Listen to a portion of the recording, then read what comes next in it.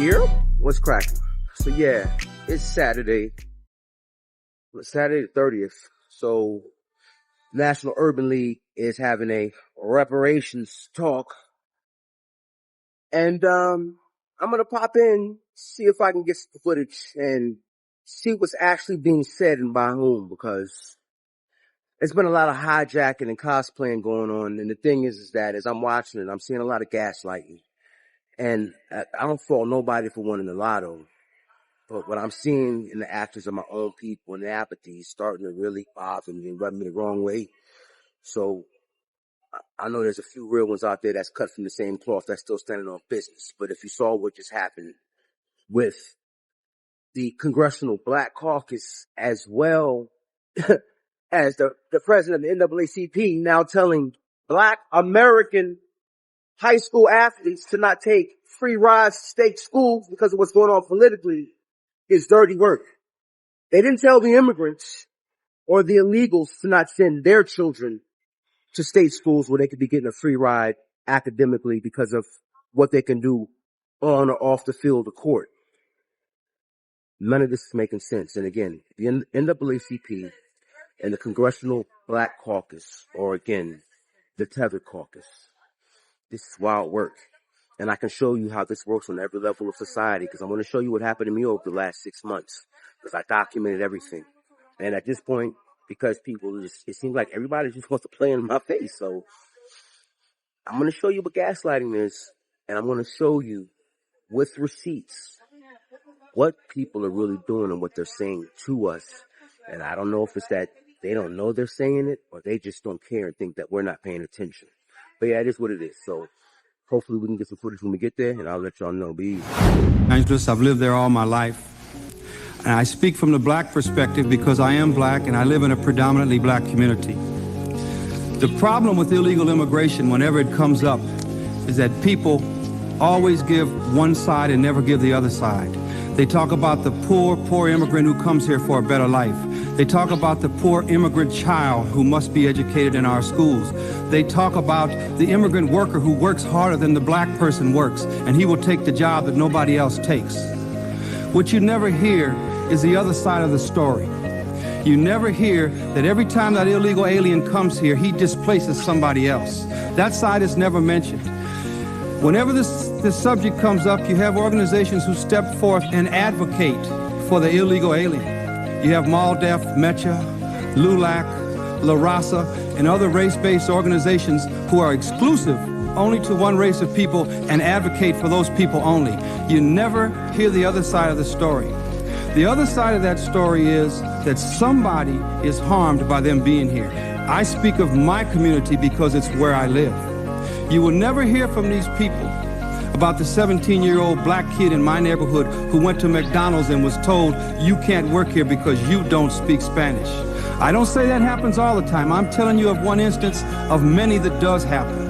He was told that he couldn't work there because in the kitchen there would be confusion because most of the workers there were Hispanic and only spoke Spanish in the kitchen, and his English, his native language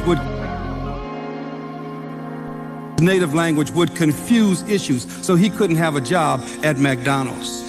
They don't tell you about the 8-year-old little black girl in my community who sits in a classroom all day long and goes home and tells her father, Daddy, I'm not learning anything in school. So being a good father, he goes down to the school and asks the teacher why.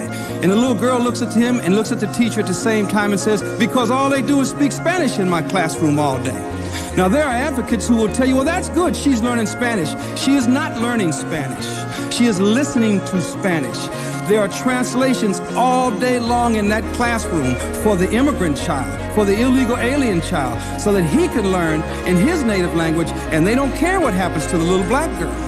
So he asked the teacher, can we get my child an all-English classroom? She says, let's ask the principal. The principal says, sure, and hands them a paper. He fills out the paper. The paper's for busing. He says, wait a minute, this is my neighborhood school. Why can't my daughter go to the same school that I went to in this neighborhood? He says, we have no English-only classrooms in this school. Now his child has to be bused 20 miles in order to learn in English and get a 6-hour education instead of a 3-hour education. They will never tell you that. I'm sure that has never been mentioned in this. In this moment when black representation is under attack, it is important for the CBC to keep in their tradition of being the moral of the Congress, but the moral of conscience of this country. No representation, no revenue, no one black should be on a playing field of institutions that's living off of our labor, and yet in states that are seeking to reinstitute a sharecropping reality.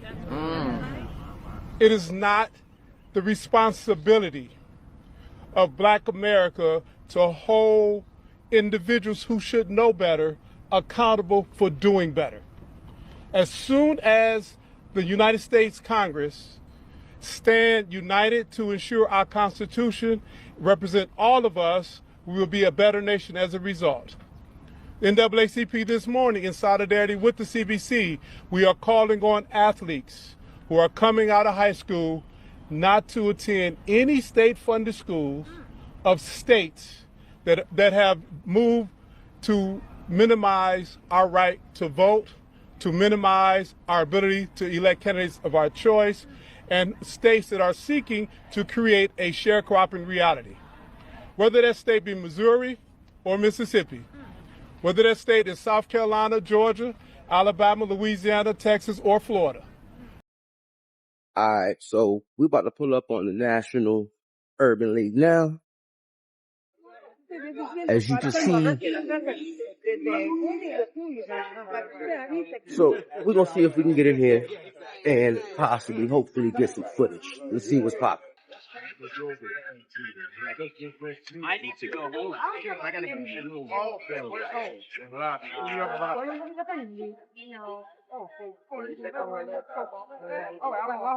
We're walking this way.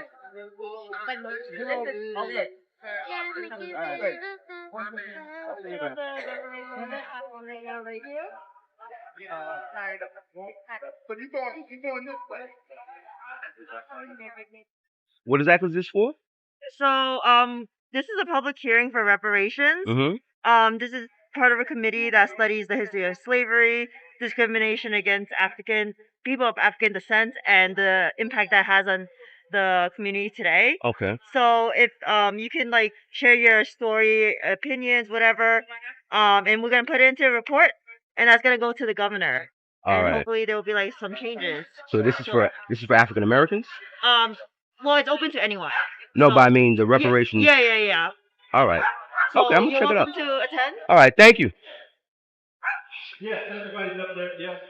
Come How on, you brother. doing? Come on in. If you take everything out your box and pass it ring for it, please. Appreciate it.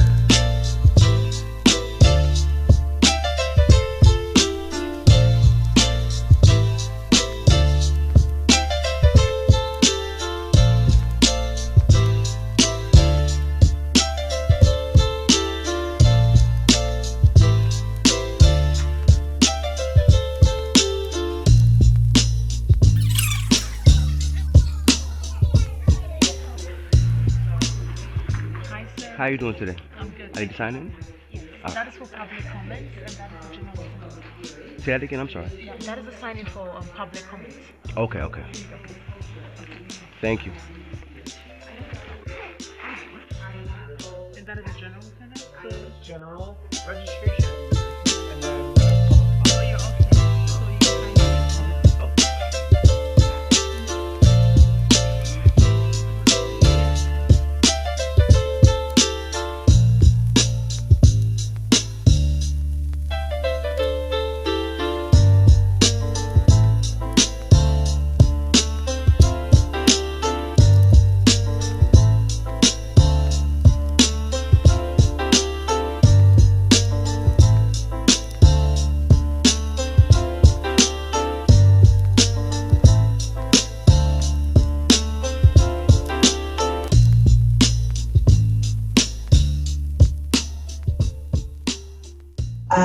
Over time, and please excuse me, I am standing in for my colleague, Cy Richardson, who oversees our economic development work here at the National Urban League. But baby bonds is a concept that has been brought up here in New York, and the concept really is about investment in our young people and our children. And over time the accumulation of wealth, so they are not starting out at zero when they reach age 18. We want to acknowledge, so we won't have time for many questions, but we can take one question because we do have another speaker. So one question from the audience, and I saw the who was first? Okay, and then in the orange, you all want to go first? And if not, I'm going to go with the other young lady in the orange because she was right in my peripheral. And then if you have questions, we can take them and then make sure that we get them answered. Yes, we can definitely. Thank you. We're not going to get to all the questions. We're just going to honor the woman in the green headscarf and the head wrap. Thank you. You said orange? Orange. I said green? Orange. It looked like money to me. Orange. Good afternoon, and thank you for having this hearing. I wouldn't have even known it was going on if the sister didn't show up in Nan's rally with the paperwork. So that's a problem with us as black people. We got to do better with giving information.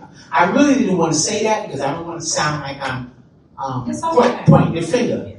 The other thing I wanted to say is what's really got me so disturbed is how all of these other groups got their reparations. Like the Italians, the Germans, the Americans, they call Indians, but they call indigenous people. Why we gotta go through hurdles and umps and bumps? Come on, why don't we just take our foot and kick the door and say, we got to do right. We gotta go through too many hurdles. Right. We're tired, we're disgusted, they're taking our homes, they got our kids working out, we're all stressed out. The list goes on and on and on. And we're tired of each other. Exactly. Thank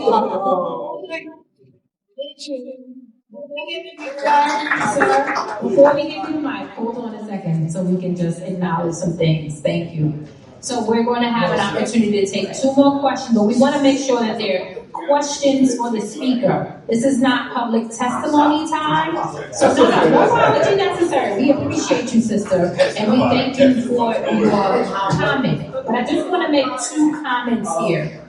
Because what you said was certainly important, but I just want to say that we are grateful for the sharing of this information and the sharing that we're here because we do have a comms team. There was some people, if you got a flyer today, raise your hand. If you received a flyer to come in and you came. Harlem, May 30th, 12 to 4 p.m., free and open to the community. Reparations, a movement in the making, hosted by the New York State Community Commission on Reparations Remedies, National Urban League Center, 117 West 125th Street. Now here we have some individuals who, hello, you're being paid to pass these out, correct? Okay, by the National Urban League, correct? I'm sorry, do you speak English? I'm sorry? Yeah. You do? All right. What's the question about? I'm sorry? What's the question about? What's the question about? What's the question about? Why are you questioning me? Oh, because I'm black. Yes, ma'am.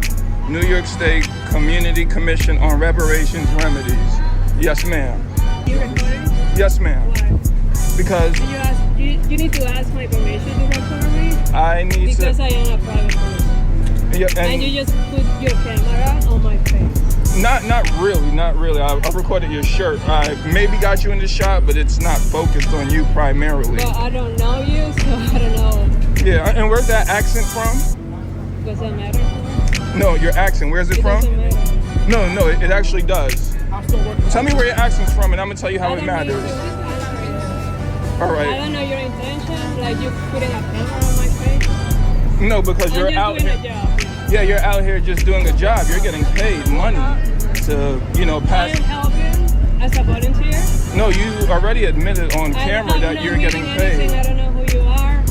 I'm a black man. You can clearly see that.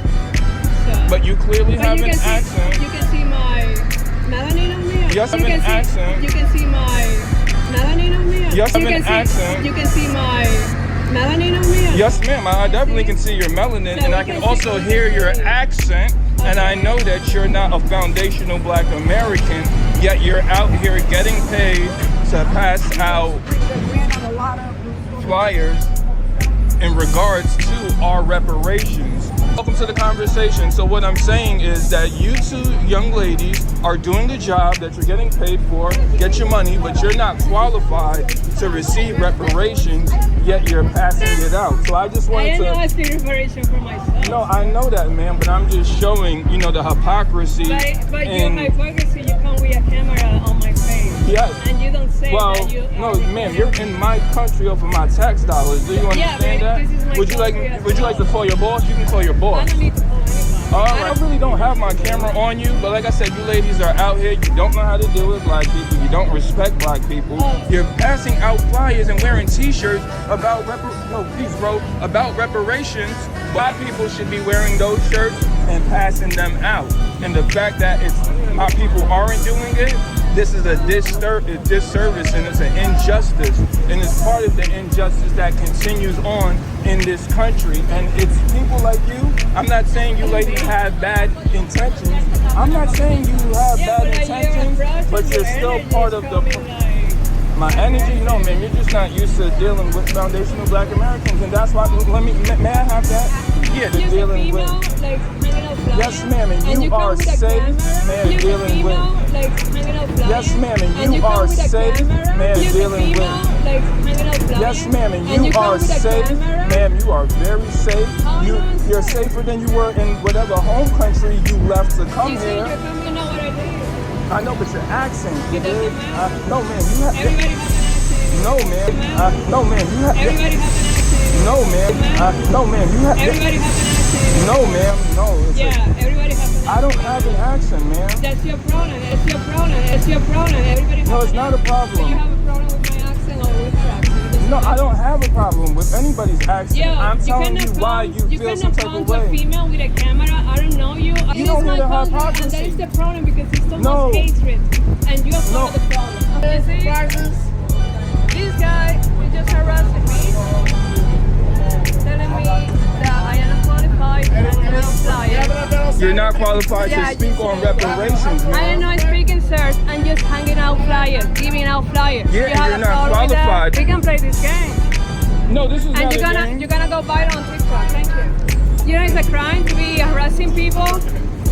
It's a crime to illegally enter the country, ma'am. I am not illegal. You are illegal. You are illegal. You are illegal.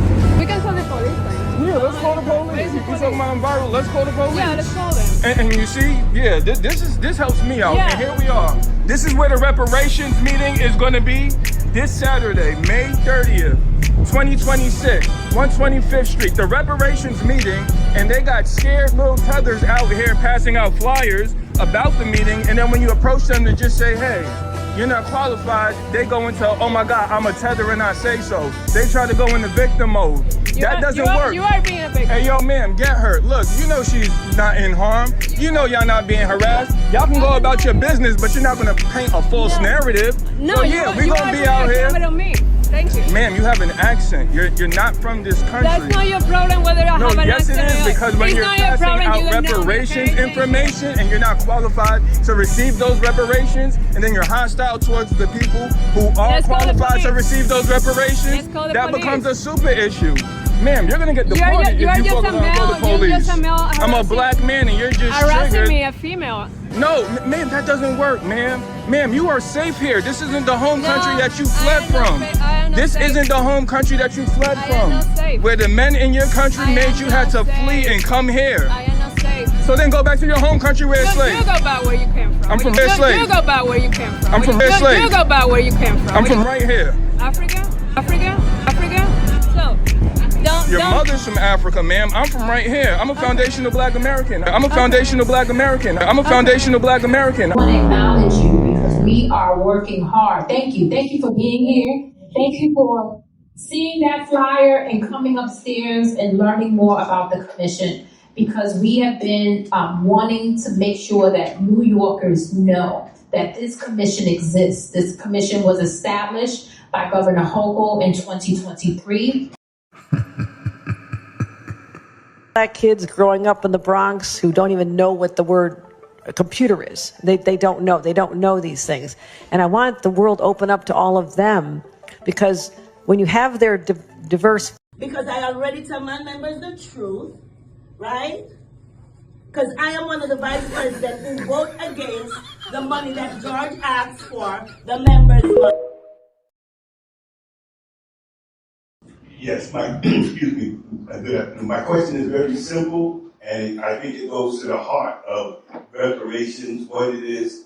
My question is, how will you determine who gets the reparations? And that is the work, and so we appreciate that. Let me just answer that quickly. The work of the commission is learning from you all. You're going to help us establish that, your voice. So hopefully you'll provide some testimony and help us understand who you believe should get reparations. But it is the voice of the community that is informing our research. So I am honored to welcome Dr. William Darity Jr. and Kirsten Mullen, who are here with us today, and they are virtual. And I just want to describe a little bit about the work that they've been doing, because Dr. Darity is the Samuel DuBose Cook Distinguished Professor Emeritus of Public Policy, African and African American Studies and Economics at Duke University.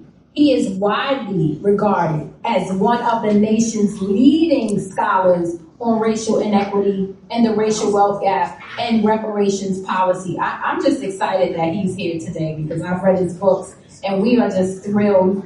Feels like a celebrity here for us.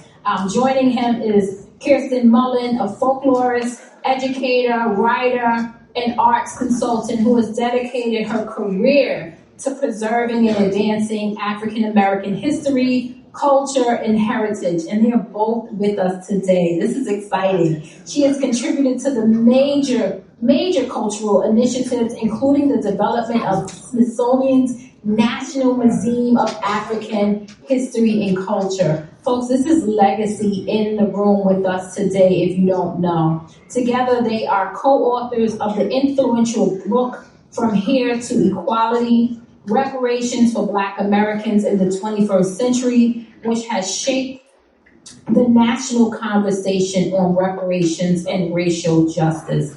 Please join me in welcoming Dr. Darity and Ms. Mullen. Give them a round of applause.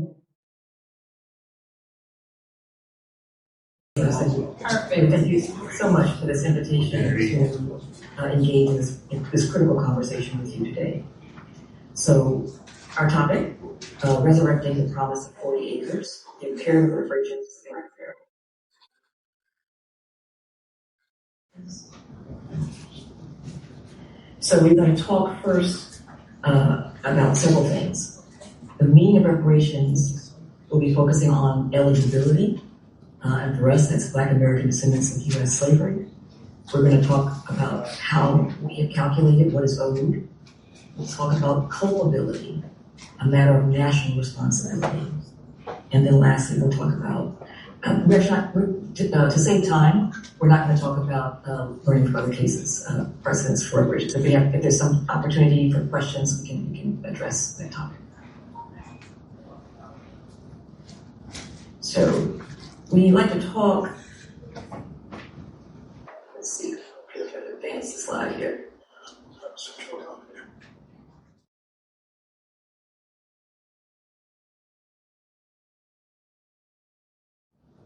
We're having some difficulty advancing the slide. You might be able to use the arrow keys on your and see if that works. Wonderful. Thank you so much. There you go. So we like very much this quote from Malcolm X from 1964, and he says, "If you stick a knife in my back 9 inches and pull it out 6 inches, there's no progress. If you pull it all the way out, that's not progress. Progress is healing the wound that the blow made, and they haven't even pulled the knife out, much less heal the wound. They don't even admit the knife is there." So for us, pulling the knife out is essentially racial equity measures. Healing the wound is the redress that constitutes reparations. Healing is not a sufficient metaphor because there is no previous healthy condition to be restored. So, reparations for us, it's a program of acknowledgement, redress, and closure, federal programs. So by acknowledgement, we mean the culpable party's admission of responsibility for the atrocity. Admission should include an enumeration of the damages inflicted upon the victims and the advantages appropriated by the culpable party, and an agreement to undertake redress. So significance of acknowledgement for us is this is the moment when the perpetrators take responsibility for their actions. This is, we're talking about, race-specific proposals. So the significant acknowledgement, is that it can be, it can allow for race-specific proposals that we believe will meet the court's strict scrutiny standard. Redress, so the dollar sign. So people say, it's only money, and we say, well, money is important. So acts of restitution, steps taken to heal the wound, monetary payments, and then closure. In some ways, the most controversial of the three steps, ARC for ARC, an agreement by both the victims and the perpetrators that the account is settled. Representatives chosen by members of the aggrieved community can communicate with the culpable party to establish the point at which restitution is adequate for the debt to be paid. No further claims by the victims unless atrocities are renewed. So this last component, closure, the CFR matches the UN specifications of non-repetition. So, all right. That criteria for eligibility. At least one ancestor, if you trace your lineage to one ancestor who was enslaved in the United States. So we're talking here about individuals who self-identified as Black on an official document for at least 12 years before enactment of reparations plan or a study commission on reparations.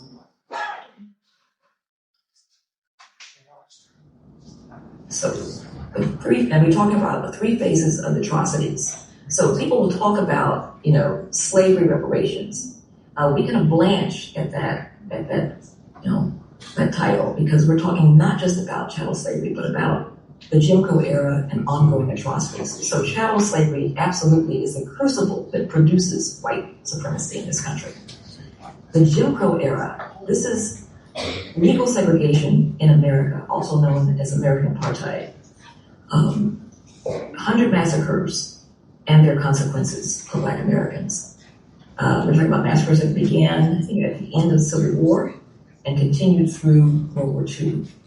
Ongoing atrocities, mass incarceration, mass incarceration, police executions of unarmed Black people, sustained credit, housing, and employment discrimination, and the immense Black-white wealth disparity. Black American descendants of U.S. slavery have borne and continue to bear the undue burden of the cumulative effects of all three of these phases of the nation's trajectory of racial injustice. So, we focus on this lineage standard because we want to, we are aware that there are individuals who have been living as white, who could trace their ancestry to one individual who was enslaved, and those individuals would not be eligible for reparations from our point of view. We certainly think that Black Americans who do not have a U.S. slavery lineage are due reparations, but not by the United States government. For example, Canada.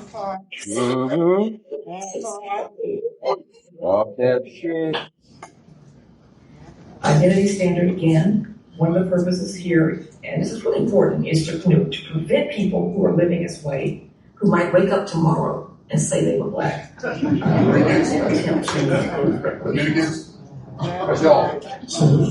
point of emphasis in our work is the gap in wealth between Black and white Americans. So I'd like to share some information about the national scope of the problem and then talk more specifically about what we know about New York State. So with respect to the national scope of the problem, if you were to calculate the wealth gap on the basis of the absolute difference between the net worth that is held by the average white household and the average Black household, You can see a pattern here dating from 1989 that presents a picture of a widening gap. And in fact, if you were to stretch this image back to 1870, you would see, again, a continuing process of the gap widening across the years. And so we have a situation in which the racial wealth gap continues to increase, and it increases even if you make an adjustment for inflation. So the real value of the racial wealth gap has continued to rise over the years. This is a description of the stock market value of the 40 acres and a mule that was, well, not the mule, but just the land, that was promised to the freedmen at the end of the Civil War, but was never delivered. And as you can see here, if you were to use the rate of inflation, the rate of inflation as an adjustment over this long period of time, as well as the average rate of return on investments on the New York Stock Exchange, which is in the vicinity of 8 to 9%, then we're talking about a relatively spectacular value of $30 billion. That is, the right-hand column is millions of dollars. I'm sorry, $30 trillion by approximately 2020 or so. So that's a lost value that we could associate with the inability to transfer the value of the 40 acres onto stocks that are traded on the New York Stock Exchange. But, you know, of course, I think that that's an extreme measure. The 9% value is something that's not associated with the general run of assets in the United States. So instead, what we thought might be a more accurate way to characterize the disparity that's relevant to the well-being of Black Americans in the most fundamental way is to look at the racial wealth gap as it prevails in the present moment. And using data from the most recent survey of consumer finances, the 2022 data from the Federal Reserve, we come up with a figure of a total of about $16 to $20 trillion as the magnitude of the racial wealth gap in the United States. And we're going to argue that that should be an object for closure from a reparations plan. An alternative, however, is to measure the amount due based on the basis of the racial longevity gap, the average shortfall in the expected years of life between Blacks and whites, using the average statistical value of a human life, which has been estimated now at about $10 million per person. And if we were to use this as an alternative measure of what is due to Black American descendants of U.S. slavery, then the amount would be closer to $28 to $30 trillion, virtually doubling the amount that is associated with focusing on the racial wealth gap. Now, people frequently argue that it's inappropriate to look at the mean gap because the median captures the more typical or representative experience of most members of a community or a population. But we have argued that if you're thinking about the racial wealth gap, you really should look at the difference at the mean, which is in the 2022 data from the Survey of Consumer Finances comes to approximately $1.15 million per household. And that's a figure that's of such a magnitude that Black households would have to save 100% of their income for close to 30 consecutive years to close that gap. Now, we argue that a reparations plan should target the mean rather than the median. And this is because 97% of the wealth held by white households is held by those with a net worth above the white median. More than 25% of white families have a net worth of at least $1 million or more, while only 4% of Black families meet that standard. And finally, we need to point out that white working class households have 2 to 3 times the wealth of black professional class households. So these differentials in wealth are not attributable to the fact that there's a handful of white billionaires at the upper end of the wealth distribution. And indeed, there are a handful of white billionaires at the upper end of the wealth distribution. But the concentration of wealth that results in our focus on the mean is also associated with a larger share of the white population that is at the upper end of the distribution. Now, I said that we were going to try to provide some information that is New York State specific. And so the question is, how expensive would it be for New York State to close the racial wealth gap for its black residents, particularly those black residents who are deemed eligible for reparations? So the median gap in wealth in the state is about $265,000. If we assume that 2/3 of the 3 million or so residents of the state of New York would be characterized as eligible for some form of reparations by this commission, the amount that would be required per person would be $66,250. And if 2/3 of the black residents are eligible, that would amount to about 2 million people, resulting in a bill of $132.5 billion. Now that's about half of the state's budget of $270 billion. So it's not an impossible mission, but it would be a very difficult mission to try to close the wealth gap even at the median.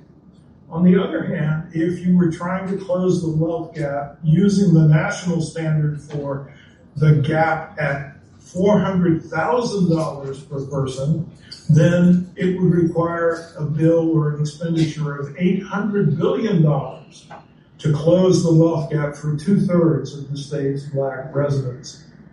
And indeed, if you use the longevity standard instead, then given the fact that the average age gap between the typical black resident of New York State and the typical white resident of New York State is about 5 years, an estimate that we arrive at is a cost of $1.4 trillion to compensate for the longevity differential. So the last phase of our comments that we'd like to share with you today concerns the question of culpability, responsibility, and who is the prime source for meeting the reparations bill.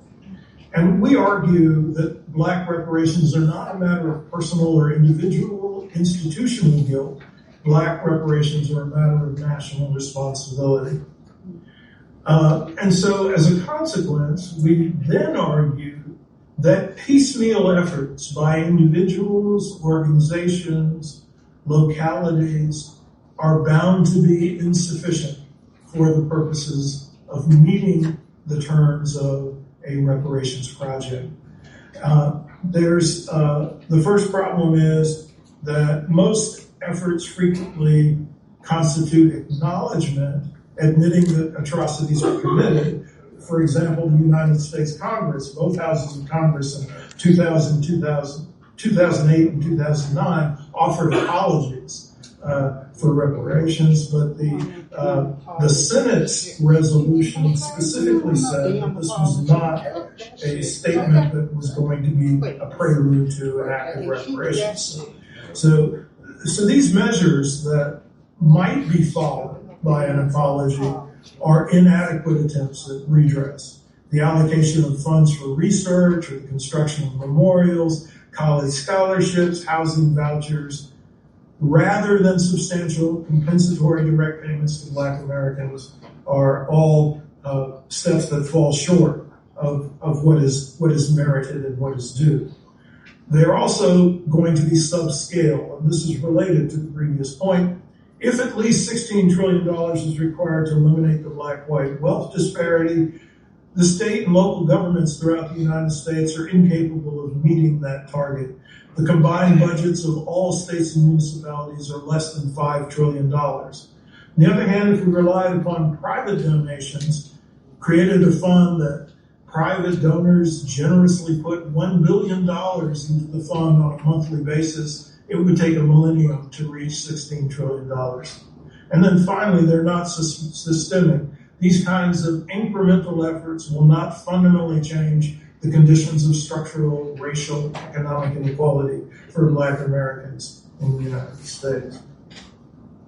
So we also want to go further to talk about what we view as the limitations of state and local initiatives. We describe them as being incomplete, inconsistent, and inequitable. As I just pointed out, the total combined budgets of all states and localities in the United States is slightly less than $5 trillion. The minimum bill for reparations at the national level would be $16 trillion. So state and local initiatives would intrinsically be incomplete. They're also inconsistent because there's no significant coordinated effort across the states and localities that have put forward reparations initiatives. And so as a consequence, there are differences in who is deemed eligible.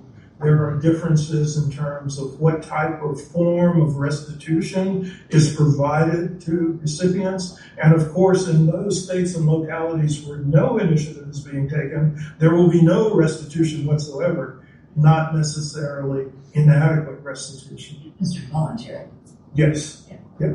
And then finally, they'll be inequitable because of the inconsistencies across the states and localities in terms of what's being provided. So this is why we think that comprehensive reparations necessarily requires national action. Now, does this mean that states and localities shouldn't do anything? Well, no, absolutely not. And here are three things that we think should be priorities for state and local initiatives. And this is our recommendation to the Commission. So the first is, I think it's vital that we set the historical record straight about the nature of the atrocities. And this is particularly important in the present moment where the current federal regime is attempting to engage in an erasure of an accurate history of what has happened in the United States. So setting the historical record straight is vital. Second thing is states and localities should identify and eliminate barriers that they have produced to healthy and fulfilling Black lives. In the context of the California Reparations Task Force report, to which we contributed advice as pro bono consultants, there are a number of problems that were specific to California, including the racialized use of eminent domain. And so I think one of the critical tasks for any commission of this type is to identify the policies that are specific to their state or their locality that are doing damage to Black lives and to reverse those policies. And then third and finally, it's important for these state and local organizations to engage in a more coordinated effort and to aggressively support the production of a comprehensive national plan for reparations for Black American descendants of U.S. slavery. So we would love to see states and localities that are committed to the reparations project to come together and petition and lobby Congress for a national reparations program that is a true reparations program. And we'd also love to see the American people writ large throw the rascals out who are currently in Congress and put a legislative body in place that will be committed to the provision of true reparations for Black American descendants of the U.S. All right, Dr. Jerry.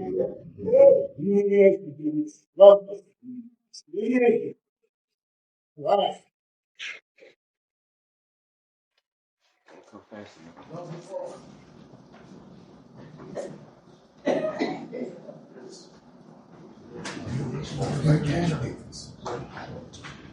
Dr. Doherty and Ms. Mullen, do you have time for a couple of questions from the commission?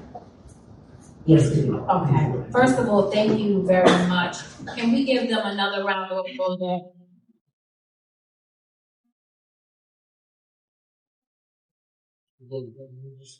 So as usual, I will yield the floor to my colleagues that are here.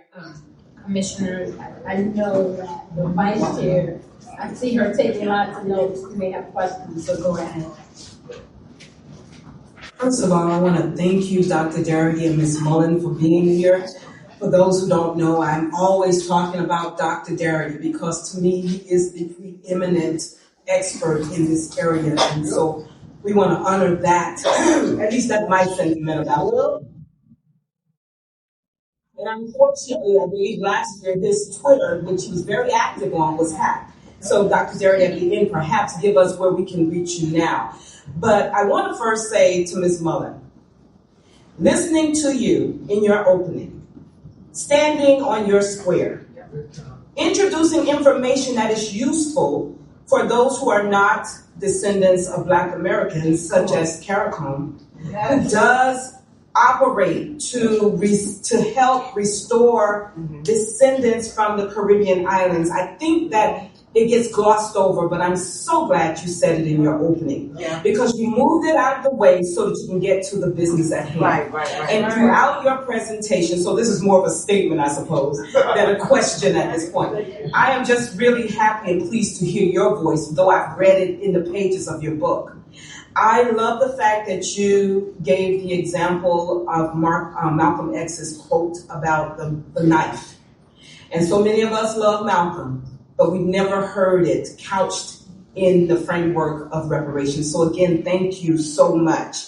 I think that it is time for us to actually hear the recommendations coming from scholars such as yourselves about how we do reparations. This has been a statement. He has been very consistent in all the years I've been studying and following Dr. Doherty about state and local initiatives not being sufficient to do the true work of reparations. And I do appreciate that third bullet. And we would probably invite you to tell us or steer us into the direction where those organizations are being formed so that we can do some national work. And of course, that last piece goes without saying about the elected officials. But here I wanted to ask about, this is very important because in this room, there are a lot of researchers. And for you to have been able to extrapolate 2 million or of the 2/3 of Blacks in the state of New York is very significant. I've done my research, have not been able to find it. Can you put us on to where you were able to get to the 2 million who are Black American descendants, or fitting the criteria that you stated, at least one ancestor who was enslaved in the United States, one who self-identified as Black on an official document for at least 12 years before enactment of reparational plans or study commissions. I think that's so critically important. I appreciate that. Can you help us out, those of us who are novice researchers and the organizations represented in this room? So actually, that was a fairly arbitrary number. I wanted to demonstrate how difficult it would be for the state to fund an authentic reparations program that would eliminate the racial wealth gap, even if it only provided those funds for 2/3 of the Black residents of the state. However, New York, like many of the New England states, is a state with a substantial population of Black people who are of more recent immigration. And that figure in New England and in New York is somewhere in the vicinity of 25 to 30% of the population. So, just coincidentally, the 2 million figure would not be far off the mark if reparations was provided exclusively to those folks who were Black American descendants of U.S. slavery. But the bigger point I was trying to make is it would be even much more expensive and difficult if you tried to provide reparations to the entire Black resident population of the state. Thank you so much. Thank you very much. One thing I just want to clarify too, just want to make sure that this is their research. And so this is not necessarily what the commission is recommending. Just want to make sure that we distinguish that, okay? All right, so, and we'll make room for our presenters. The floor is yours. So, the U.S. Census records are where we would start. You can work forwards or backwards. You start with yourself and your parents, looking to see what appears there. If you have any information about your family on your mother or your father's side, let's look at I don't know if your maternal or your paternal grandmother, but let's say it's the side of your family where you know a little bit more about your history, and you know that there's an ancestor who had been enslaved. If you look at the 1870 census and you have some knowledge of your ancestor who would have been alive in 1860, but they're not included in the 1860 census, the likelihood is almost 100% that they were enslaved, right? So, being able to go backwards, from where you start is an excellent way to do it. The other point I'd like to make too is that we would propose that the federal government create an agency that was staffed with professional genealogists. One of the things that's a possibility is for the commission to potentially recommend the establishment of a state-level genealogical agency that could perform that kind of service. One last thought I'd like to share is that I think that there could be a tremendous opportunity for some collaboration between your commission and the commission in Illinois, the state of Illinois. Thank you. So I just want to, before we give you all a hand, I just want to ask you both, how do we contact you? How do individuals learn more? Do they follow you on Instagram, Facebook, Twitter, or X now? So let us know how we can get in touch. Yes. No. I'm asking, how do you, as far as social media, are you on social media? So if you want, if we want to follow you, are you on any social media? I'm on Blue Sky now. Okay. Just same there. They'll send it to you, Gina. Okay. So we just want to make sure that folks can follow you and continue to watch the great work that you are leading and sharing. So we thank you. I also want to just provide just a few things that I'm going to ask if you all would be and how we will be with one another while we prepare testimony.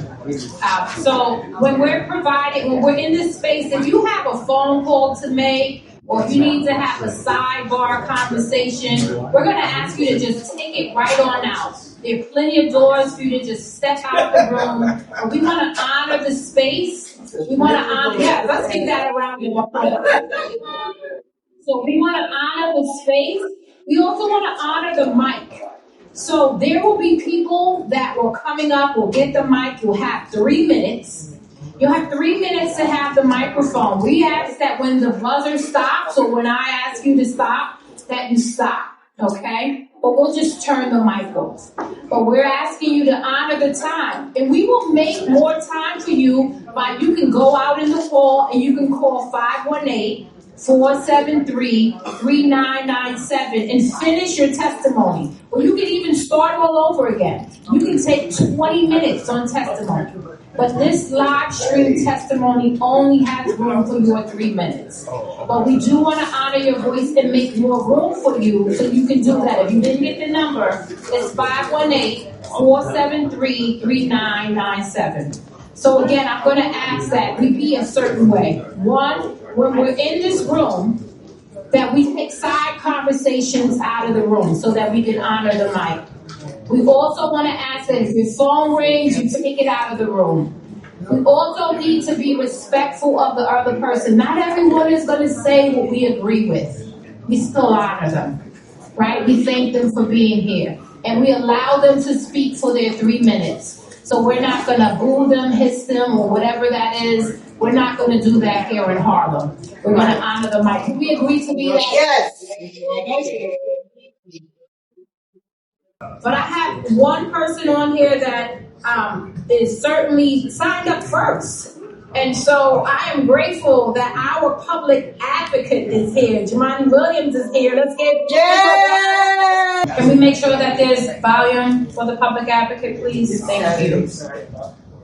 Hello. Oh, thank you so much. Peace and blessings, love and light to everyone. Good afternoon, commissioners, the village of Harlem. I want to begin by thanking everyone for coming together in courage and in commitment to justice. What is happening here is historic and is necessary. As you mentioned, my name is Jamani Williams, public advocate in New York, and the highest ranking Black elected official in the city. Yep. At the outset, I want to note that many of the safeguards put in place to prevent a return to the kind of nation that now owes reparations are being stripped away, like the Voting Rights Act, and that instead Donald Trump is trying to pay reparations to January 6 rioters. With that said, we have to be honest that this isn't just about the South or about DC. When you learn that the first commodity trading on Wall Street was not stocks or bonds, but human beings, Black Africans, that truth changes things. At least it should. It forces us to face what too many still try to deny, that New York, not just the South, profited from the institution of slavery. We must confront the parts of our past that many try not to think about, if not completely erase. The harm that has been wrought on Black bodies and communities in our history and reverberating from it.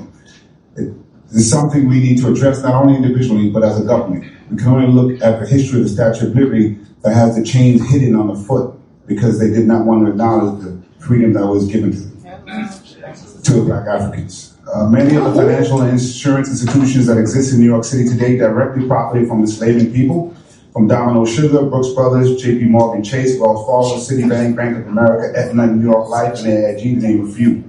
To our elite academic institutions, the generational wealth that keeps these businesses open today was generated from the labor of enslaved people.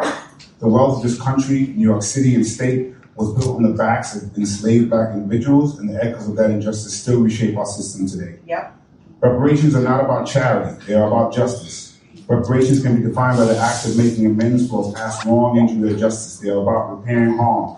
They are about accountability and restitution. The harm of the institution of slavery did not end when the law changed, and more than the benefits and privileges of such wealth disappeared for those who profited from slavery. They continue through segregation, redlining, mass incarceration, the inequities that define our economy, our schools, and our health outcomes today. These are not accidents. They are the results of choices and policies that can and must be undone. Like giving acres of land and millions of dollars to help communities that look like the owners of the enslaved human beings, while ignoring the promises of even the 40 acres and a mule promised to those humans recently freed.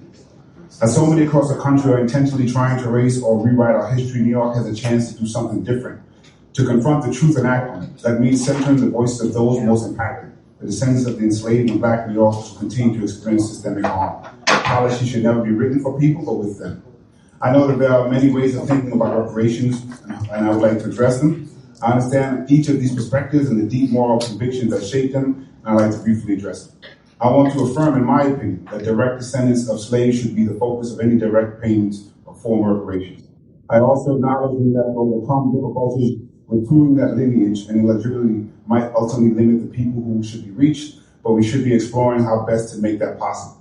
A lineage-based reparation system should include any Black American in the U.S. whose ancestors were trafficked as property for labor. The institutions that propped child slavery in this country benefited from the trade across the Americas. And of course, our focus today is limited to the impact the New York government had. At the same time, it's indisputable that the systems of anti-Blackness built on the institution of slavery have had an impact beyond the individuals who can trace their roots directly to an enslaved person in this country. I am the son of Canadian immigrants, and any form of direct payment should likely come from England, not the U.S. and not New York. That's right. That's all. There you go. I was talking. You can hear it. You may not clap for all of it, so it's all right. You can hear it. You get accent. Yet the vestiges of slavery are everywhere for people who look like me, my mother, and my daughters.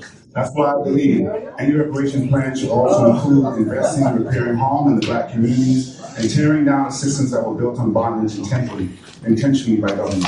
The generational trauma of slavery, Jim Crow, mass incarceration, systemic disinvestment has resulted in disparity in the Black community in terms of life expectancy. Recipients of reparations should also be eligible for earlier benefits from Social Security and Medicare after participating in the workforce. That's the direct payments that should go to direct descendants. But I think it's important to acknowledge that direct payment is an extremely important part of reparations. Yet a check may not solve the scope of the issue. The scope of anti-blackness ingrained in this country is diabolically insidious. I can imagine a scenario where as soon as those checks flow to the descendants of enslaved Africans, other predatory measures will be taken, including even higher prices for a house before the checks were issued. Not to mention things like poll taxes and aforementioned red lines, systems are designed for communities that look like the enslaved not to succeed. And if they do, you see the immediate backlash. In Reconstruction, the rise of KKK, the burning of successful black towns, and currently in response to the first black president, a second term of white supremacist thought in the White House. Or even worse, when they succeed, they blame it on a false understanding of DEI. Reparations of repairing harm can come in many ways, but it must be bold, tangible, and sustained. It must be direct payments for descendants of those in slavery and dealing with the systemic issues that were recently since then. What's clear, though, is that nothing is not an option we should choose. I also hope we should not argue about who gets 100% of nothing. This is not just about looking back. It's about moving forward. It's about building a future where equity and dignity are not distant goals, but everyday truths. When we repair the harm done to black people, we repair our collective humanity. And remember, the U.S. government has paid reparations in the past to the people who were enslaving. The District of Columbia Compensated Emancipation Act paid $300 per person to slavers, not to the people who themselves were enslaved. As our nation celebrates 250 years and looks back on its history, that accounting needs to be honest about who was harmed, what was built, and what we owe. In 1852, Frederick Douglass wrote, "What to the slave is the 4th of July." The question now is what to their descendants is the 250th birthday. And more specific today, what is it to the New York descendants? Thank you.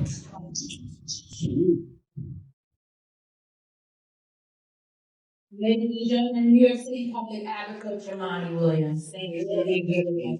We're going to begin with Alan J. Singer. And I want to apologize in advance if I say your name incorrectly or if you have a bad handwriting and I can't read it. So I apologize. But Alan, you're going to go, if that's for us, you're going to go over there to that microphone. All right, be careful walking up on me. I'm still from Brooklyn,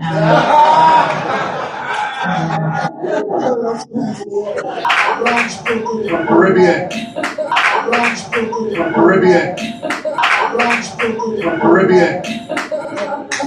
So I'm a historian, professor emeritus at University, a lifetime New Yorker.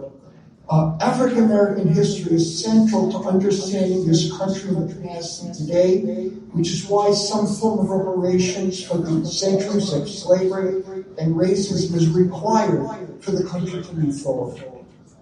On December 18, 1865, Congressman Thaddeus Stevens from Pennsylvania joined debate on how to treat the traitorous Confederate States and on support for newly freed people who had been enslaved in the United States and British North America for almost 250 years. He warned, and this is a quote, "If we fail in this great duty now, when we have the power, we shall deserve and receive the excoriation of history and of all future ages." The United States failed to rectify injustice in the past, and it is failing once again. After the Civil War, Congress passed and states ratified the 13th, 14th, and 15th Reconstruction Amendments, and then a right-wing dominated Supreme Court proceeded to systematically emasculate the amendments and supporting legislation. It was not until the 1960s that new legislation was put in place, and we now have the Supreme Court gutting the Voting Rights Act of 1965, and we have the Trump administration has launched a systematic campaign to undermine civil rights protections. It has cut funding for the enforcement of all the civil rights actions. With the Supreme Court ruling against the Voting Rights Act and the Trump administration's refusal to enforce the Civil Rights Act, they are trying to repeal the legacy of that 1960s Second Reconstruction and to return the United States to an era of Jim Crow segregation and racism institutionalized in the past. These are the things that we must fight. And just as a really quick aside, New York City and State are named after the Duke of York, who later became the British King James II. He was the head of a Royal African Company, and in that capacity, he was the largest slave trader in the history of the world, and our city and state is named after him. Thank you very much. Next, we'll have Dr. John Derek Norvell, and then Dr. Jackie Cody.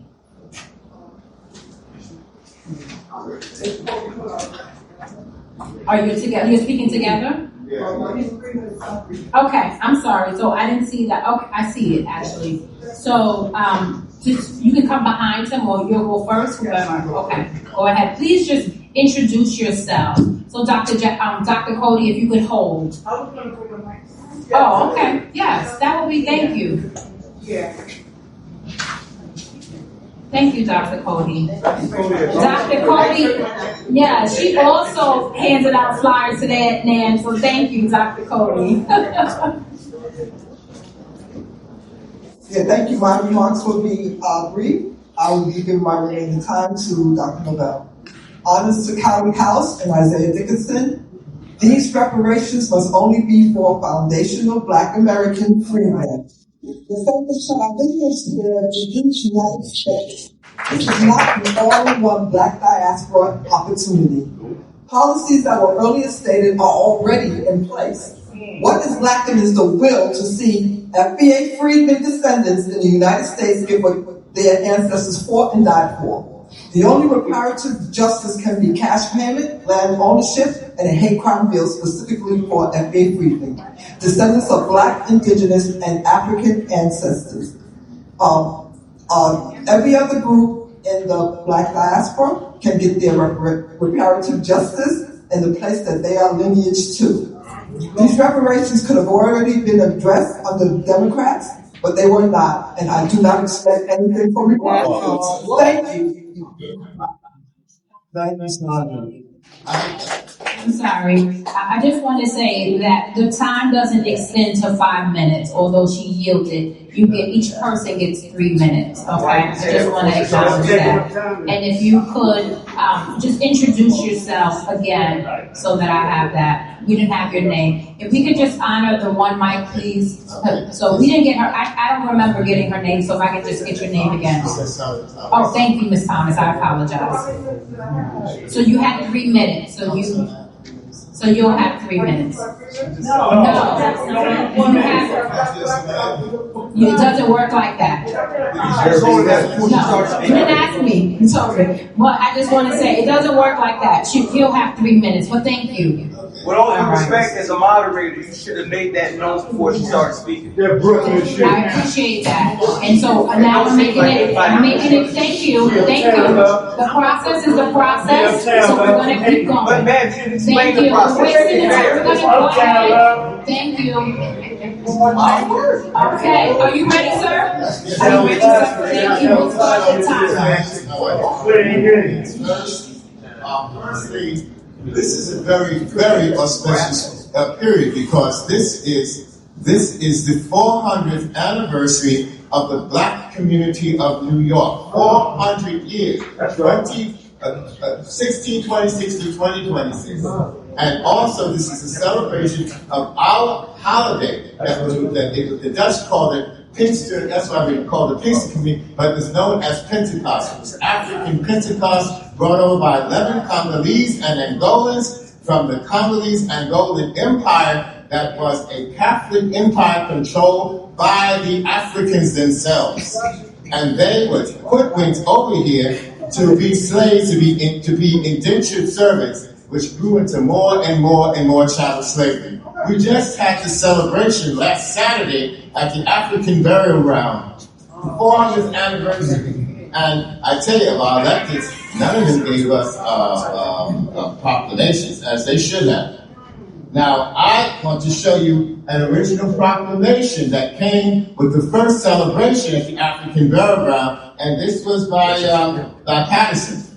And this was initiating what was there, and then afterwards there was also the legislative resolution, because under that African Burial Ground, upstate in Albany, they have our ancestors. And this is a resolution that be changed. Our ancestors are buried under the assembly, under the state capitol. And it's been buried since 1811, and there's nothing there to say that they were there. And this was done to stop Pinster, to stop the Pinster celebration. Because see, we had a Pinster king. And a Pinster king went around saying, "Hi, Bamba, Bamba, Bamba, come together. We will be a strong and free people." But you know what? They were Catholics in a world that was Protestant, Dutch reform, and they didn't like that much. But he gained the respect of not only the Native Americans, because those Native American marriages that are not paying any Africans. That's why there was no real need for the wall, because it was those marriages. And then afterwards, he became the spokesman, not only for the Native Lenape, but also for the indentured whites as well. And that's when they decided to outlaw that holiday in 1811. So that holiday, we want recognized. It's the holiday of the city. When New York was the capital of this country, it moved to Philadelphia when Philadelphia was the capital of this country. The whole Middle Atlantic states had Pinster. Vermont was with us, they had Pinster. And the New England states, they wanted it too. And then the blacks wanted it too. And then, oh, no, that's a promise to heathen. And they said, okay, we'll do what we do in New York. We'll have the Native Americans. Oh, no, tell you what we'll do. We'll have election day. So it's election day for Thank you, Dr. Derek. Thank you. I just want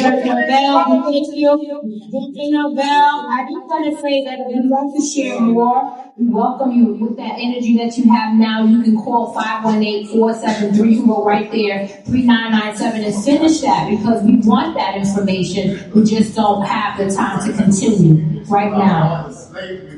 Yes. Well, let's go. Can y'all hear me? Yes. So, for the brother who asks, how will they determine who gets reparations? But they made that very clear.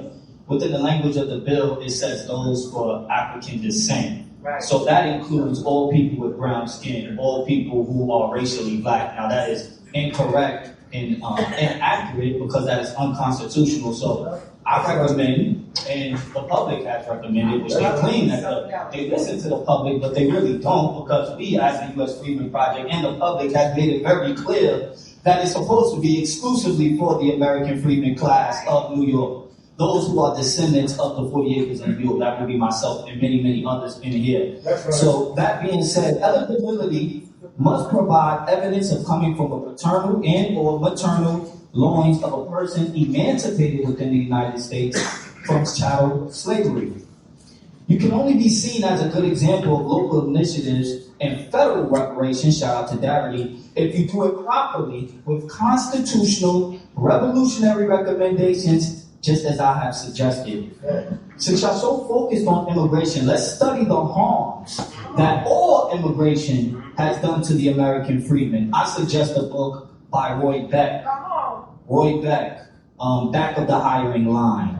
If you want to include that in your expertise, please do so.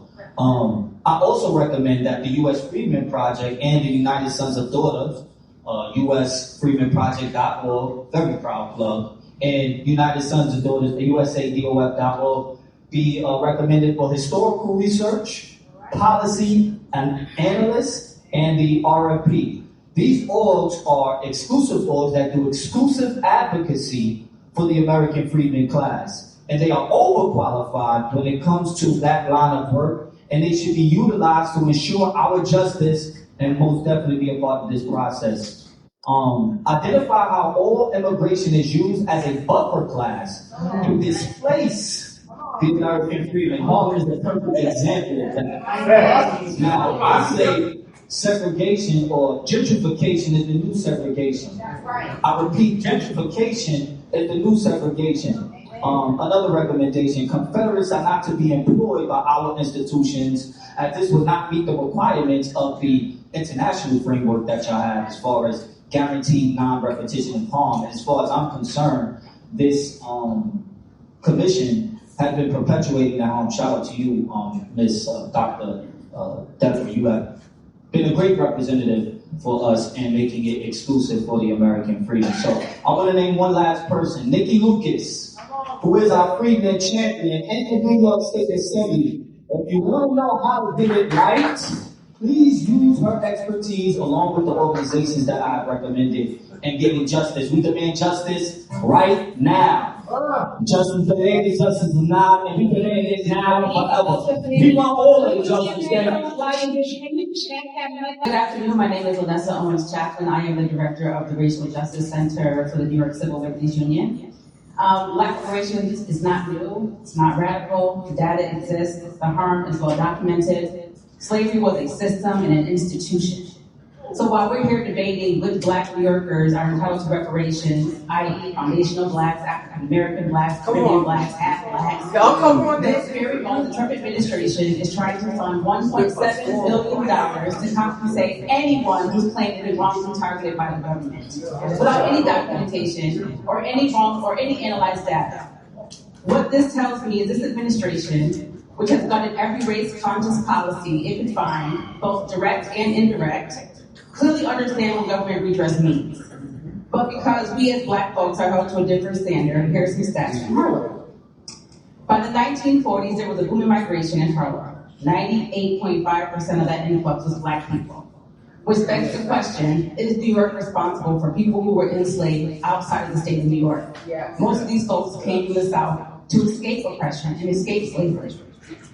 And what did New York do? How did they respond?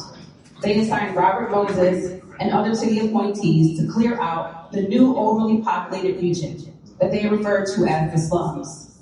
They used federal and state dollars under the Housing Act of 1949 to clear entire blocks. Black families were displaced by the thousands with no compensation. Black tenants were lumped into two categories, eligible and ineligible.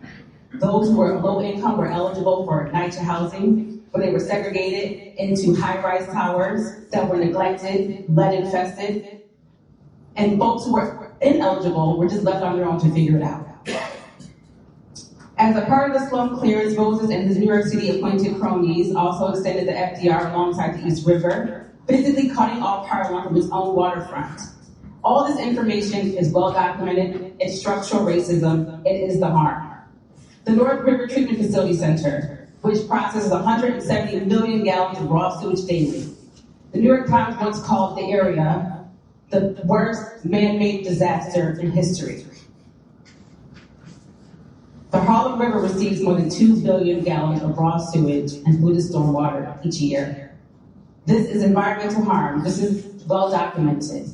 Slavery was a system and an institution that birthed policies such as redlining, justified slum clearance, and created environmental neglect. It's not a coincidence. It was enforced by race-based policies that Black people of all lineages bear the cost. True reparations demand repeal of discriminatory laws within slave codes, targeted investment in Black homeownership and wealth building. It demands environmental remediation in overburdened communities like Harlem, and demands the end of race-neutral policies that carry the same racial harm as the ones they replaced. And thank you, Ms. Jackson. We appreciate you honoring the time. And thank you. Next we have Derek Robinson, and it looks like Richard C. Scott Jr.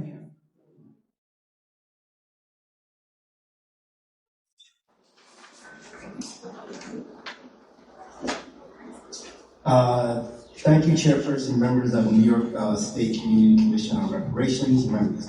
Good afternoon, my name is Derek Robinson, and I'm here to advocate for reparations for the descendants of enslaved Black Americans in the United States, often referred to as U.S. descendants of freedmen or foundational Black Americans.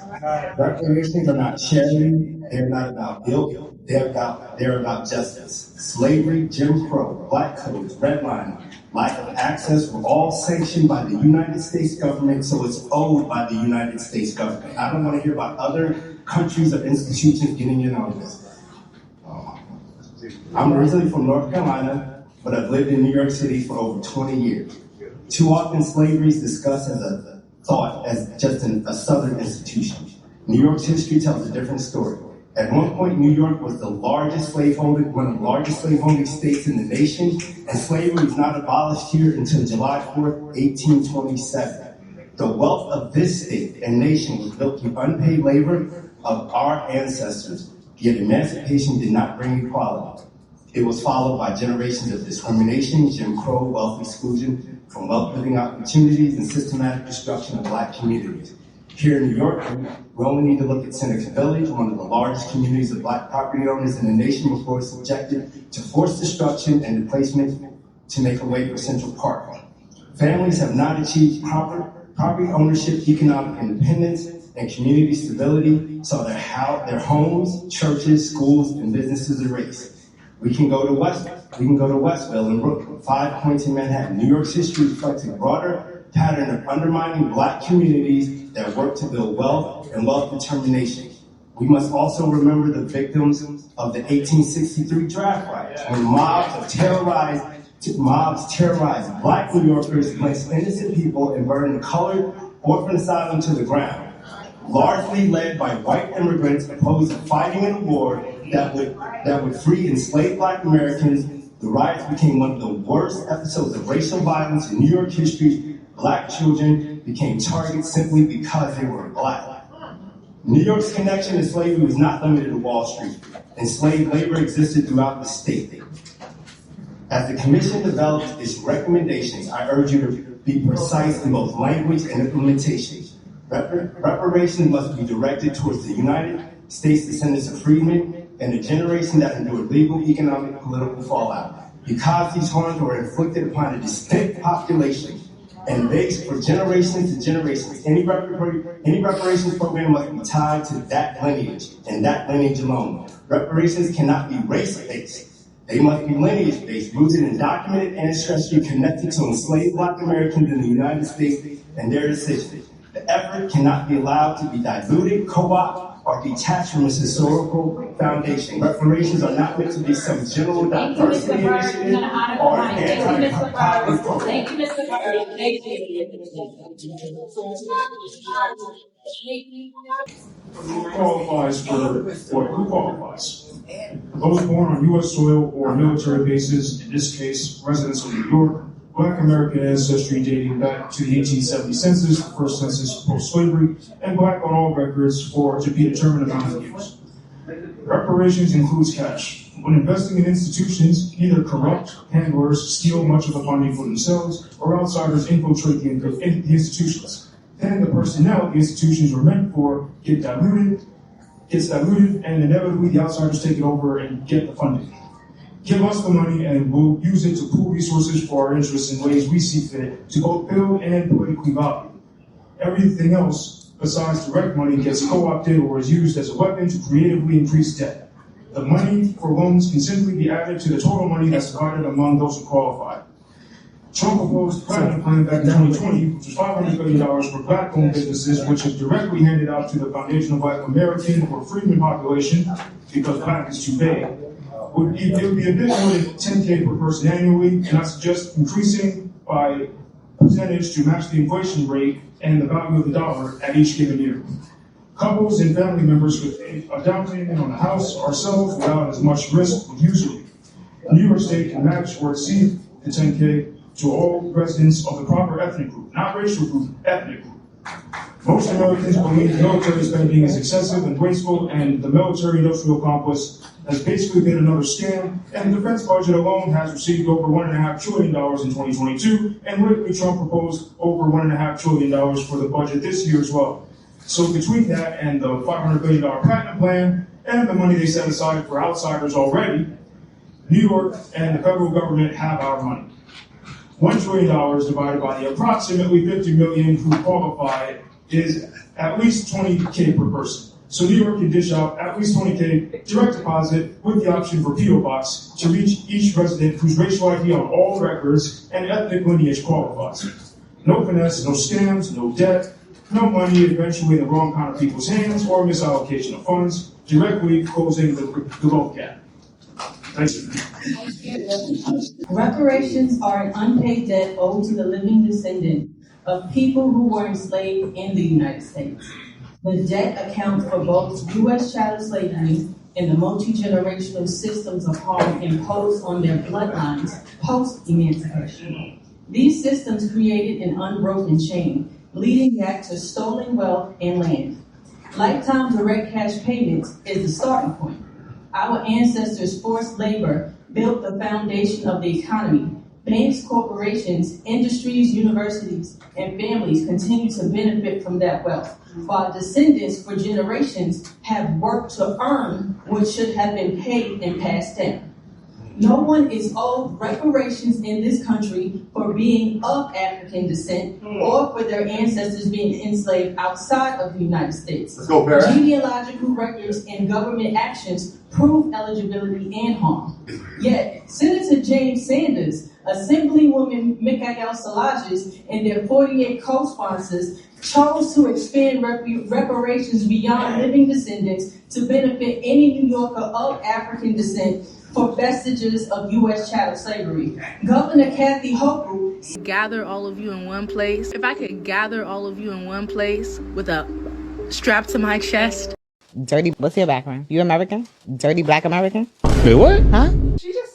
I did. A dirty black American. I sure did. Because that's what y'all are. Black kids growing up in the Bronx who don't even know what the word computer is. They don't know. They don't know these things. Sanctioned this unconstitutional framework when she signed those bills into law in 2023.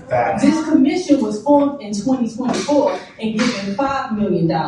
This is now the 20th public hearing. You collected 200 hours of public testimonies for 2 years, yet we haven't seen your work besides your minion of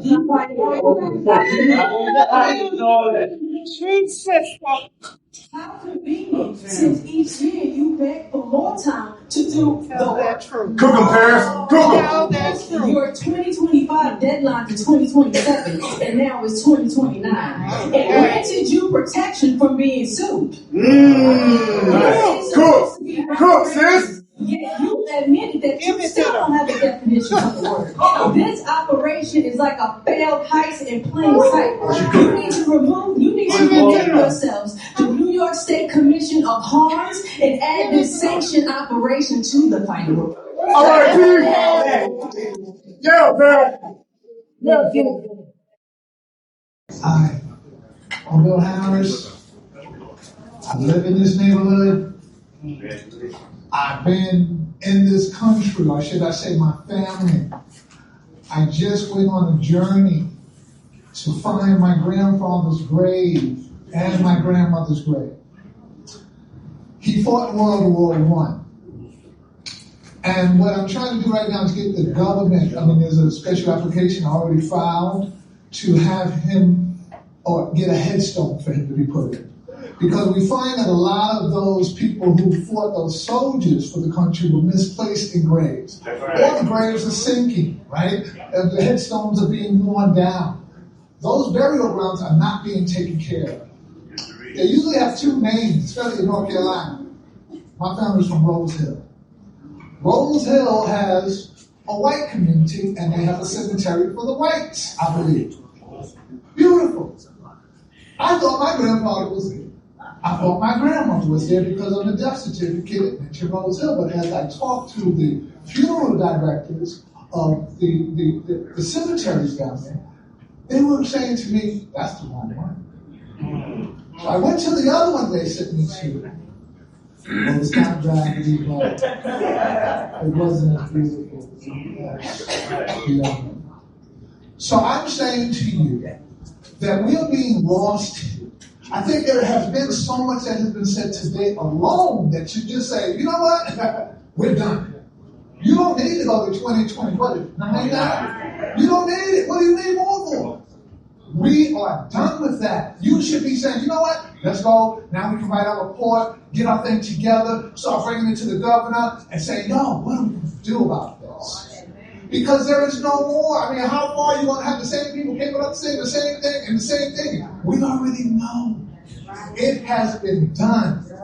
We need to get this paper, right? For us. And everybody else is like, oh, I'm African, I'm this, I'm that. Okay, be that.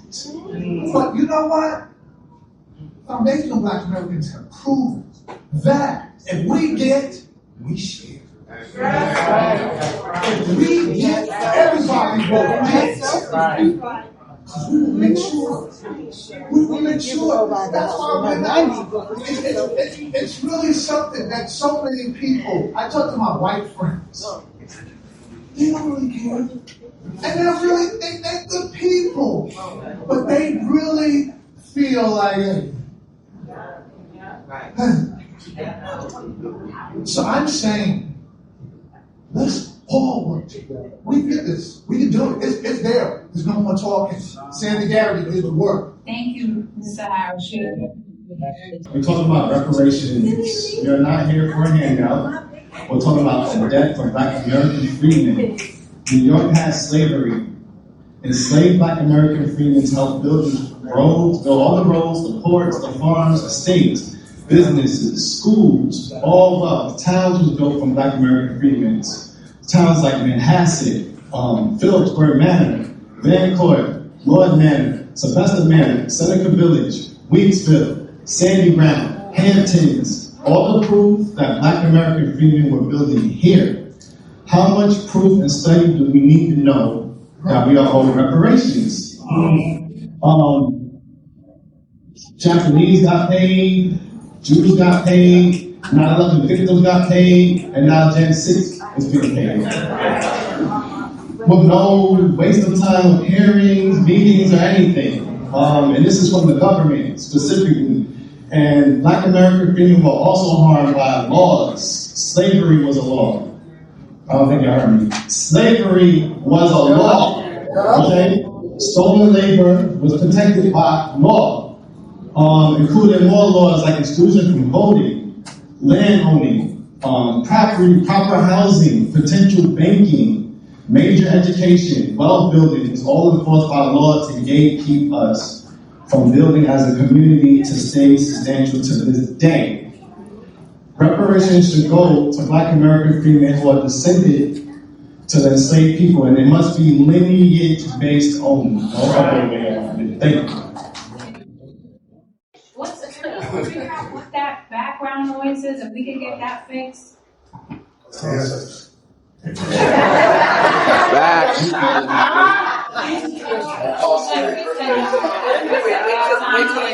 Can we reset the time?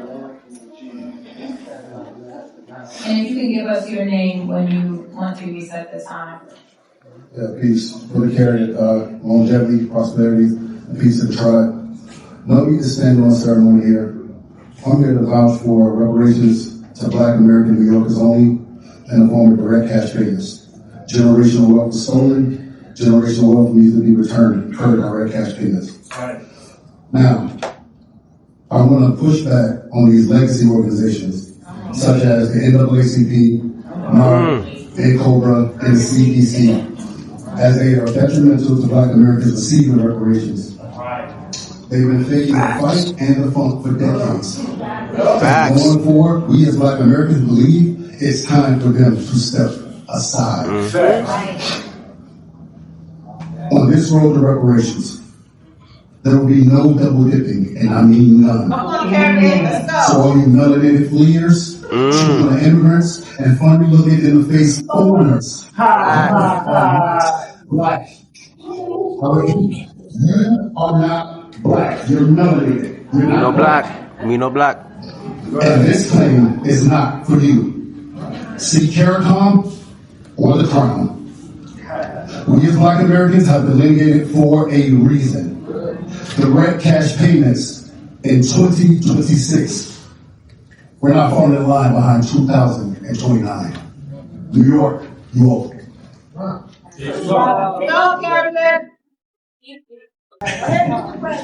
My name is Divine Prince. I'm the current president of the U.S. Freedom Project. I had an elder after one of these hearings ask me, why did we start the U.S. Freedom Project when all these other organizations exist?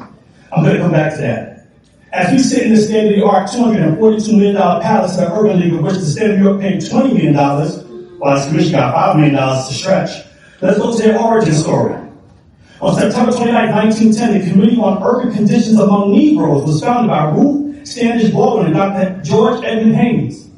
It merged with the Committee for the Improvement of Industrial Conditions Among Negroes, which was founded in 1906, and the National League for the Protection of Colored Women, founded in 1905, and was renamed the National League on Urban Conditions Among Negroes, with Haynes serving as the organization's first executive director.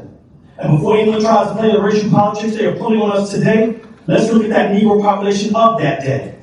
As per the Census Bureau in 1910, 99.2% of all Black Americans, or the Negro population, were native born, with only 60% of white Americans being native born at that time, but that's a story for another day. Some of you refer to the Urban League as the State Department of Civil Rights, as the Urban League focused on the socioeconomic front. They were established to assist the waves of Black Americans migrating to northern cities during the Great Migration by helping them find jobs, housing, and adjust to urban life. So the question becomes, did something happen to those Black Americans, or did something happen to the Urban League? Did all the conditions plaguing Black Americans get solved, or did the Urban League betray its mission? Let's look at their mission statement today. I quote, "To enable and empower African Americans and others in underserved communities to achieve their highest human potential and secure economic self-reliance, parity, power, and civil rights." We found our answer. In fact, when thousands of everyday Black Americans, many from urban areas, attended and presented to the OMB that Black Americans need their own category due to being lumped into the African American catch-all racial category created by the OMB in 1997, Mark Mariano, the $1 million a year Urban League president, came at the close of the OMB listening sessions and sabotaged the segregation delineation progress Black Americans have made on our own. He also assaulted tax for making no determination for another 90 days while he built the Urban League's case to make sure Afro-Latinos and other immigrant groups were represented. No advocacy for those Negroes the law was founded on, though. For any that want to have copies that you can have. So the U.S. Freedom Project was born because all those orgs have abandoned their original mission. They collude together to keep us stuck in illegal race-based coalition. So President, no, not because they don't know, but because they're paid and rewarded to do so. President, side is a badge and isn't of slavery. There is a social Black American Renaissance and a political American freedom Renaissance already underway based on living and family. We will have political autonomy. So I ask the question, will you legacy always get back to your roots, or will you wither on the vine as Black Americans rid our policies of traitors, gatekeepers? Let's go, President! Yeah, President! Last week, Dr. Ron Daniels of NCOBRA, ID's W21 organizations that have yet to produce a single actionable plan for real reparations, decided to float the idea of changing or amending the Constitution to allow race-based law. Right. The short-sightedness of this is unbelievable. If you open that door, it doesn't only open the door for Black people, it opens the door for white people to again make race-based law in their favor. That means the same political forces that Democrats claim to fear, yes, the ones that keep invoking Donald Trump to scare you with, would suddenly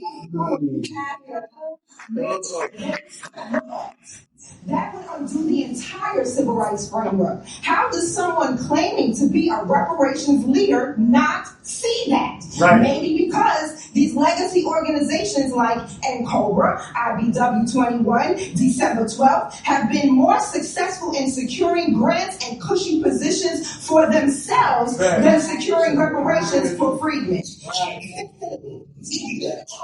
The same organizations try to get grants from the commission written in the bill. Their scheme didn't go through because the U.S. Freedom Project shut it down. I'm glad that Jumaane Williams brought up the set-asides the Republican president put in place for his base with no study and no commission. This is to all the Democrats in the United States. We now know, and we now have seen that if you wanted to grant reparations, you could. You just simply didn't. Jerica L. Richardson of the Urban League couldn't or wouldn't even state who the targeted group is. What lineage of children qualifies for these baby bonds? Because we've seen that movie before. Vague terms like underserved and urban get weaponized to divert resources away from foundational Black American freedmen and towards everyone else. And let's not forget the street team that you hired with commission funds. You fled from. This isn't the home country that you fled from. Where the men in your country made you had to flee and come here. I am not safe. So then go back to your home country where it's slave. You go back where you came from. I'm from right here. Africa? Slave. You go back where you came from. I'm from right here. Africa? Slave. You go back where you came from. I'm from right here. Africa? Who could barely speak English had the unmitigated goal tell a foundational Black American freedman to go back to Africa. Yeah, it's on YouTube. If this is the process to address the badges and incidents of slavery, then start by respecting the people who inherited them. Start by naming the lineage. Start by grounding the remedy in constitutional status of freedmen, not in vague racial categories that can be hijacked by anyone with a clever rant writer. I want the Foundational Black American I want to thank the Foundational Black American Grassroots for funding us to be here today. And to my family in the audience, I would like to actually participate. That would actually send emails by going to Look how rude this shit is. Look how rude. Look how rude. Yeah, talk to him. We fought for legislation to enforce you. We gonna send your asses home. Peace in the name of Allah. I pray that everyone is well. Dr. Darity and his wonderful wife clarified much of what I had to say. 2 points stand out. Every program and policy the Urban League representative presented is in the hands of Democrats who team up with Republicans. They have miscultivated, devitalized, displaced, erased, and gentrified since the 90s, Harlem. I witnessed it with my own eyes. They brought in red buses, the double-decker buses, they were surveyed, feigning as tourists. They gentrified Harlem, Brooklyn, and now Hempstead, Long Island, my hometown. They've displaced thousands of foundational Black Americans, mainly back to the South, all by the same investors and developers, through the same bureaucracy. It's why we are nomadic and a permanent underclass. Trusting their NGOs and their other organizations get us last in line. We cannot change the nature of Caucasian. It's conniving and right. It's evil. And then the second point, as long as it's in their hands, will always turn out with us getting the last end of the stick. There's a disparity between Ron Daniels and Dr. Darity's premises. Ron Daniels was very disrespectful last week at Hempstead High School. He compared a few instances of immigrants in the 1700s that suffered a little something. And then with the police brutality of recent import immigrants like Abdul Louima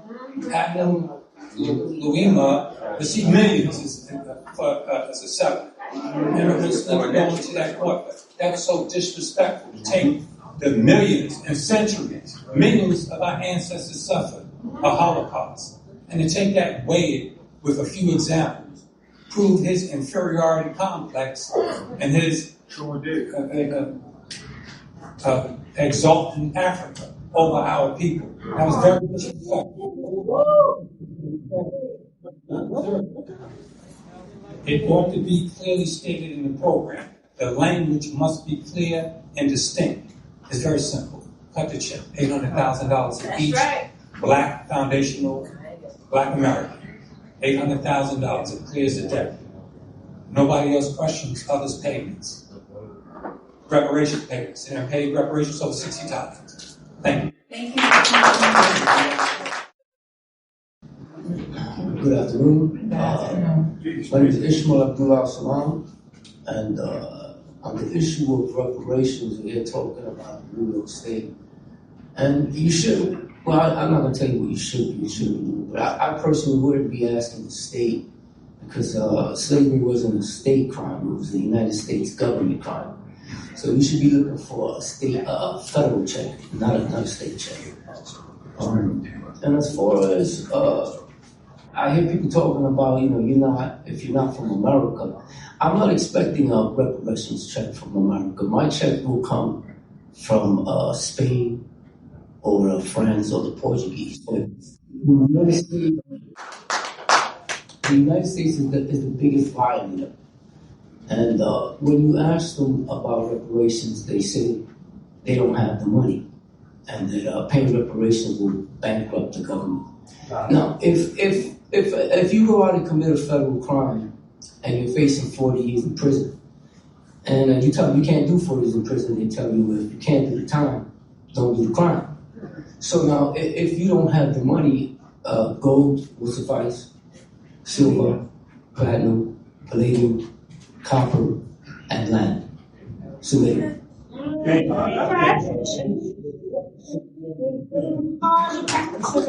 Fish Prince, come on, Fish. Have 2 minutes. I wouldn't need that. I wouldn't need that. My name is Darrell Edwards, also known as Fishy Bricks. I'm with the United States Freedom Project. I'm usually short and sweet and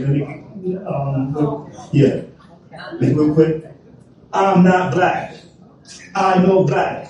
What you mean black? American, not black. I've heard those words all my life. I'm Black American. I don't believe that. I don't believe that any non-American melanated people should receive any reparations. The racial wealth gap in New York City, in New York, is unmeasurable. The Revolutionary War battles and other national monuments here in New York, that number is unmeasurable. So my racial wealth gap. The matter of fact is, we're tired of waiting. Delineate and cut the check now. I heard someone say that immigrants don't stop Black Americans from reparations. Immigrants stop Black people and anybody else from finding a job. Black people from finding a job. What do you mean stopping from reparation? What are you talking about? Pass A 6341A, and that's it. I'm out. Thank you. My name is Berna Harris Olani. I'm a researcher. I was at the Geneva this year, Permanent Forum on People of African Descent. This is a book. It's very short, very few pages, disaggregated data to advance the human rights of people of African descent.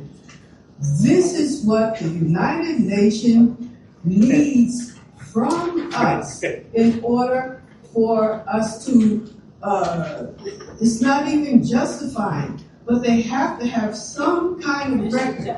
Who's keeping the record? Is the commissioner keeping the record or the people? There needs to be a single piece. I have flyers here, but the disaggregated data proves what we have suffered over the years.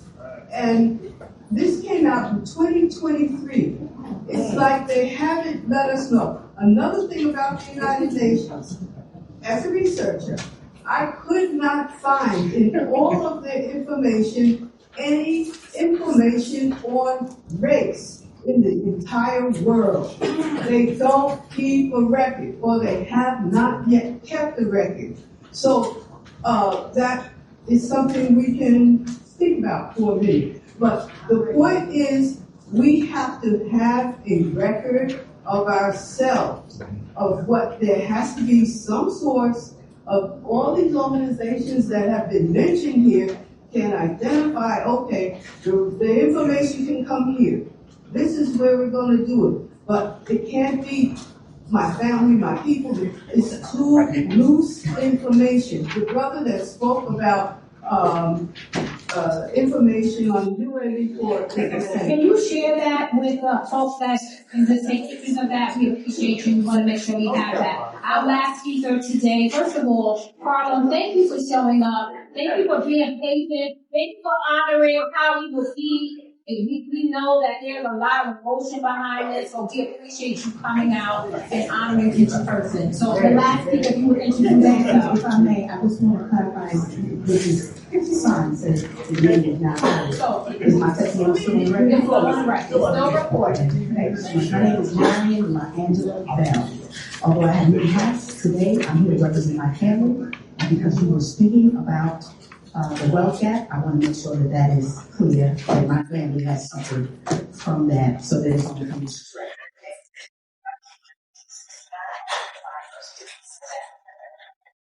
In 1950, Cassandra Bell, her birth certificate at Metropolitan Hospital says that she was black. 1928, Janelle Bell was born in Harlem Hospital, and her birth certificate says she was Neal. That is my relationship in Harlem. 1911, Gertrude Lee Neal was born in Fayetteville, North Carolina. Bensville, South Carolina, on the Witherspoon plantation. And her great-great-grandmother is Rose Witherspoon. She was a midwife on that plantation. I speak to you because I also know the legacy of my great elder grandfather, who was born in 1856, before the end of slavery. His name was Evander McGeechee. His son was Douglas McGeechee, the father of Janelle Bell. And so I mention all of that for the record because through all of that, despite the fact that I had 2 advanced degrees, I still have a wealth gap. I live in Harlem, we lived in Harlem, and I'm not ahead. I'm not where I should be. And so all the efforts that you are making in terms of keeping the record straight, whether you continue the studies while we also continue the fight, there's always going to be people who are in the direct line, there's going to be people who are flanking, there's going to be people who are yelling. But your task as the commissioners in this job is to take our record. And so I respect you for that. And thank you for making this possible here. Also to the urban league, I thank you for making the building available to us for this opportunity. And I look forward to coming back so that we can have more chances to tell you what our stories are. And that you would also allow us to continue to tell those stories in a more visual, verbal way individually. Perhaps also considering that as you collect stories, that you collect DNA, so that whoever gets their reparations, it was spread without those testimonies, just by DNA alone. Thank you. Thank you. Thank you all. Thank you all. Yep. And there it is. The Urban National League Reparations Talk. And as you see, foundational Black Americans, aka the ADOS or the SOLAM, have all spoken and are very, very vocal about how we as a collective feel. And if that is not telling you with all the disrespect coming from naturalized and first generation birthright citizens of immigrant lineages is doing to the relationship that was once had by our 2 communities, that should tell you. And I've been saying it for the longest, even talking to the people that I have relationships with about how I feel like people are gaslighting me or playing in my face. I'm not talking just to talk. At one point I was talking because I was trying to stop the rift that I saw growing. At this point, I'm just telling you what it is that I see. And like I said about the PPP loans, the federal government's going to spin the block. They're going to send y'all home. Trust that. And the fact that the NAACP is doing the bullshit that they're doing, and the Congressional Tether Caucus supporting reparations for African nations, as well as telling foundational Black American senior athletes in their last year of school to not go to state schools, even if a free ride's given, all because they're trying to protest and play politics with our children's future. They didn't tell any of the immigrants to not send their children to state schools, just the Black athletes. You know who that is. But yeah, I'm gonna get out of here. It is what it is. Realize. Transparency forces accountability. I'll keep your eyes to the stars and keep that head on a swivel. Then the diabolical, then the demons, aka the Vice Bit.